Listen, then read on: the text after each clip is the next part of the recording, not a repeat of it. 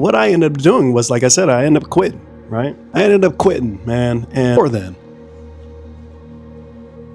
I went out and I bought this thing, tried to bridge the gap as much as I could, because everybody was out there using Sony.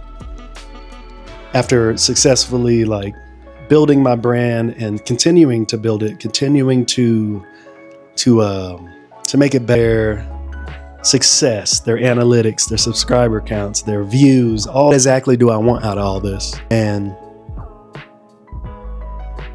how am I going to get I have to take my circumstances, my environment, and I have to make the best of it. Right? Places that I see people making content, and it just seems like they're in San Antonio, Texas, where nobody wants to come to, and I have to make it happen. And so that's what I kind of just been doing. I had to just come to the realization, like, I don't post to see a certain number.